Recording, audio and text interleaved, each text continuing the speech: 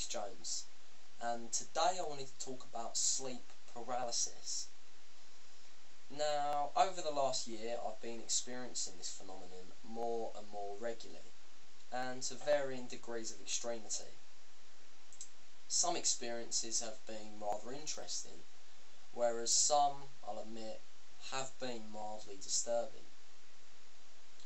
Before I talk about these experiences, I suppose I better explain exactly what sleep paralysis is. Well, as I'm sure you all know, when we begin to fall asleep, we go through 5 different stages, ranging from light sleep to delta sleep, all the way through to rapid eye movement sleep, or what is more commonly referred to as REM. Now, it's in this 5th and final stage of sleep we begin to experience heightened brain activity. So much so that this is when intense dreaming tends to occur, and a form of paralysation kicks in to stop us acting out whatever we're doing in our dreams. Now, 99.999% of the time, this paralysation fades away before the REM stage is even over. However, sometimes, as we leave REM and begin to wake up, the paralysation stays with us, and we're suddenly consciously aware of the fact that we can't move an inch. There's 2 types of sleep paralysis as well, and with the type I just described, common sleep paralysis, this is all that will happen. You'll experience paralysation throughout the entire body for a period of about 15 seconds to a minute, maybe more, before it eases off and you eventually return to a normal state. This is reported to happen to everyone at least once in their lifetime, although the second type of sleep paralysis is a lot rarer, and this is called hallucinatory sleep paralysis. This is when you awaken from REM sleep to find that not only are you still paralysed, but you're also still feeling the effects of REM in the form of hypnagogic imagery. In other words, you begin to hallucinate as you awaken, and coupled with the feeling of paralysation, this generally leads to a sense of dread, or even the belief that there's an evil entity in the room with you. Also, hallucinatory sleep paralysis tends to last a lot longer than common sleep paralysis, falling into the region of minutes rather than seconds. I've experienced both types at points in my life, and over the last 6 months or so I've learned to come to terms with the common type, and no longer does it instill any sort of fear within me.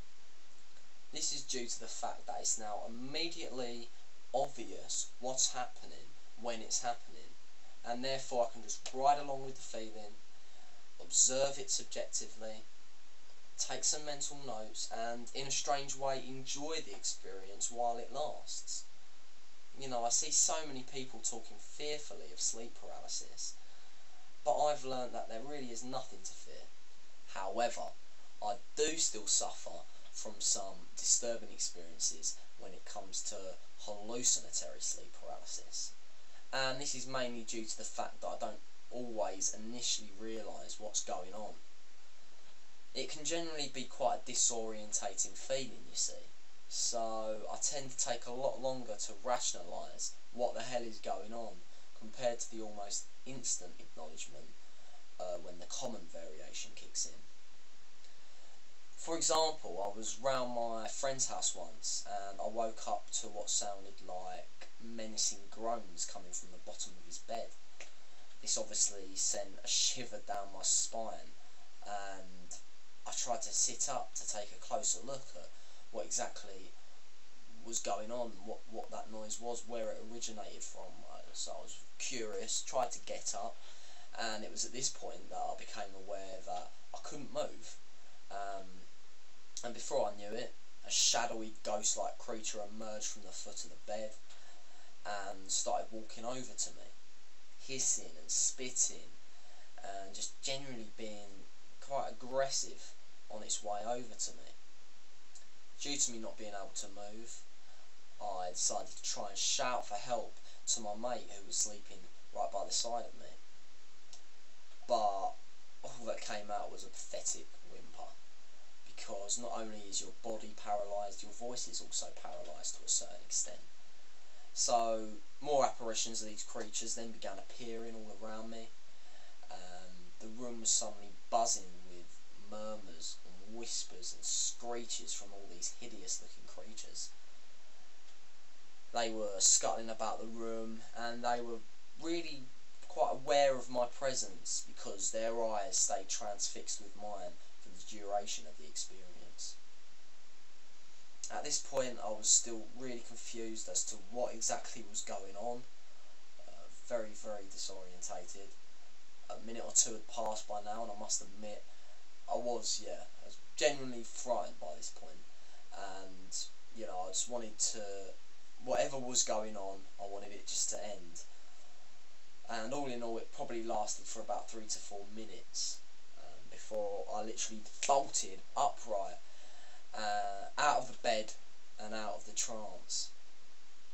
It wasn't even a matter of it fading away. It was just there, and then it wasn't, like the flip of a switch. So this shows how confusing and terrifying the experience can be. My rational mind just seems to go out the window, and I only really realise what's going on after the experience has finished. Over time, I'm confident that these hallucinatory sleep paralysis episodes of mine will become less and less frightening as I slowly get more and more used to them. But for now, they really don't happen often enough to worry me that much. I mean, in the last year I've probably had 3 of these experiences, I'd say. But I do want to sort them out, and I look forward to the point where, who knows, I could maybe enjoy the hallucinatory sleep paralysis just the same as I do the common type. One day, hopefully. It will take a lot of conditioning and a lot